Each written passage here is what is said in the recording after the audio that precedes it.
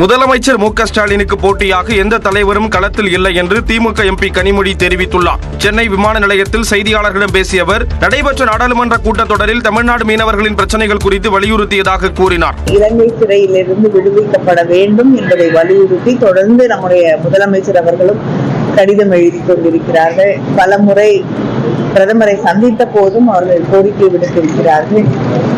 அதைத்தான் நாடாளுமன்றத்திலே நடந்த விவாதத்திலே நானும் வலியுறுத்தி பேசியிருக்கிறேன். தாவேக திமுக இடையேதான் போட்டி என தாவேக தலைவர் விஜய் குறிப்பிட்ட நிலையில் திமுகவுக்கு யாரும் போட்டி இல்லை என பதிலடி கொடுத்தார்.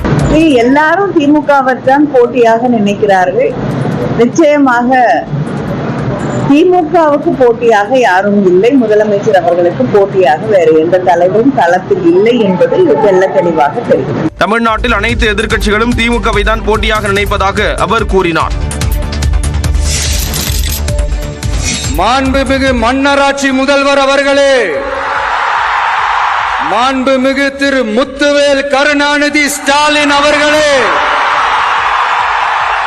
ஒன்றியத்துல பாஜக ஆட்சியை ஒரு பாசிச ஆட்சின்னு அடிக்கடி அறைகூவல் விடுத்துவிட்டு இங்க நீங்க பண்ற ஆட்சி மட்டும் என்னவா? முதன்முறையாக முதலமைச்சரின் பெயரை நேரடியாக கூறி திமுக அரசு மீது விஜய் வைத்த விமர்சனமே இது. சென்னை திருவான்மையூரில் தமிழக வெற்றிக் கழகத்தின் முதல் செயற்குழு மற்றும் பொதுக்குழு கூட்டம் நடைபெற்றது.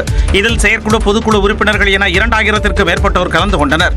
இதில் பேசிய அக்கட்சியின் தலைவரும் நடிகருமான விஜய், மத்திய பாஜகவின் பாசிச ஆட்சிக்கு திமுக ஆட்சி எந்த வகையிலும் சளைத்தது அல்ல என குற்றம் சாட்டினார். நேத்து வந்தவெல்லாம் முதலமைச்சர் ஆகணும்னு கனவு காண்றான்னு சொல்றீங்க,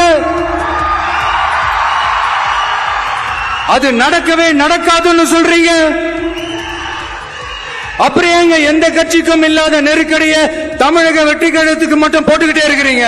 2026ஆம் ஆண்டில் இதுவரை இல்லாத வித்தியாசமான தேர்தலை தமிழ்நாடு சந்திக்கும் என்றும் அவர் தெரிவித்தார். 2 பேருக்கு நடுவுல தான் போட்டியே. ஒன்னு டிவிகே, இன்னொன்னு டிஎம்கே. தாவேகா முதல் மாநாடு தொடங்கி பொதுக்குழு கூட்டம் வரை பல்வேறு தடைகளை எதிர்கொண்டுள்ளதாகவும் விஜய் கூறினார். அணை போட்டு ஆற்றை வேண்டுமானால் தடுக்கலாம், காற்றை தடுக்க முடியாது என்று கூறிய விஜய், மீறி தடுத்தால் சூறாவளியாக மாறும் என்றும் கூறினார்.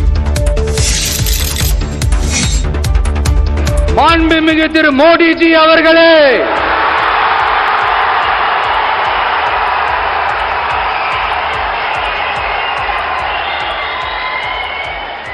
என்னமோ உங்க பேரெல்லாம் சொல்றதுக்கு எங்களுக்கு ஏதோ ஒரு பெரிய பயம் மாதிரியும்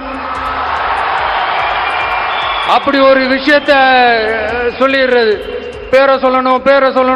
நான் ஒரு படத்துல சொல்லுவேனே, லியோவை பார்க்கணும்.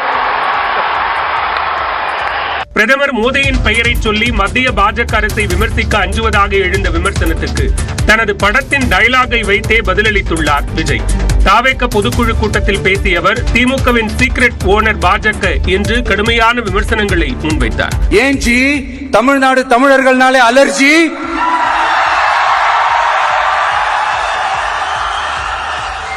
தமிழ்நாட்டில் ஜிஎஸ்டியை வசூலித்துக் கொள்ளும் பாஜக நிதி தர மறுப்பதாகவும் விஜய் சாடினார். சார், உங்ககிட்ட நாங்க சொல்லிக்கிறதெல்லாம் தமிழ்நாட்டை கொஞ்சம் கேர்ஃபுல்லா ஹேண்டில் பண்ணுங்க சார்.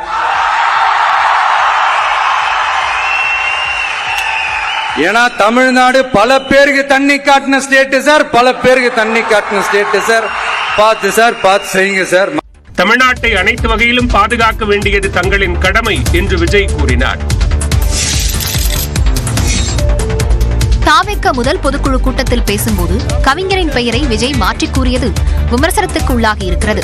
சென்னை திருவான்மியூரில் நடந்த பொதுக்குழு கூட்டத்தில் தனது பாணியில் வழக்கம் போல் ஏற்ற இறக்கத்துடன் பேசிய விஜய் அவ்வப்போது ஆங்கிலத்திலும் பேசி கூட்டத்தின் கவனத்தை ஈர்த்தார்.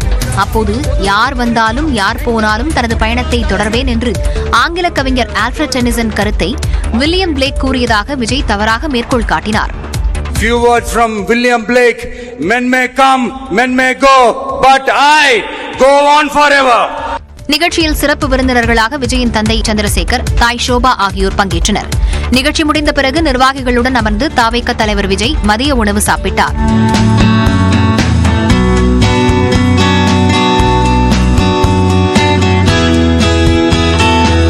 தாவேக பொதுக்கூட்டத்தில் நிர்வாகிகளுக்கு வெஜ் மட்டன் பிரியாணி, சைவ மீன் குழம்பு, தயிர் வடை, வெற்றிலை பாயாசம், மால்புவா ஸ்வீட் என 21 வகை உணவுகளுடன் சைவ விருந்து பரிமாறப்பட்டது. மற்ற கட்சிகள் போஸ்டர் ஒட்டி கொண்டிருப்பார், போஸ்டர் ஒட்டி கொண்டே தான் இருக்கணும், நலத்திட்ட உதவிகள் வழங்கி கொண்டே தான் இருக்கணும், அவன் தான் இருப்பான். ஆனால் அந்த கட்சியில பாத்தீங்கன்னா மச்சான், மாமா, மருமகன், மகன், மகள் என்றுதான் எல்லோரும் வாரிசராக இருப்பார்கள். இங்கு மட்டும்தான் தலைவர் தளபதி எவன் ஒருவன் உழைத்தான், அன்று சைக்கிள் ஓட்டிக்கொண்டு யார் போஸ்டர் ஒட்டினாரோ அவனுக்குத்தான் நீ பதவி கொடுக்க வேண்டும். தாவேகாவில் பதவி வழங்க பணம் வசூலிக்கப்படுவதாக வெளியான விமர்சனத்திற்கு அந்த கட்சியின் பொதுக்குழு கூட்டத்தில் பொதுச் செயலாளர் ஆனந்த் பதிலளித்தார். தமிழக வெற்றிக் கழகத்தை பிரிக்கக்கூடிய நோக்கத்தில் பொய் பிரச்சாரங்களை சிலர் செய்து வருவதாகவும் அவர் குற்றம் சாட்டினார். 243 தொகுதிகளிலும் விஜயின் முகமே வேட்பாளர் என்றும் அடுத்த ஆண்டு முதலமைச்சராக அவர்தான் அமர்வார் என்றும் ஆனந்த் கூறினார்.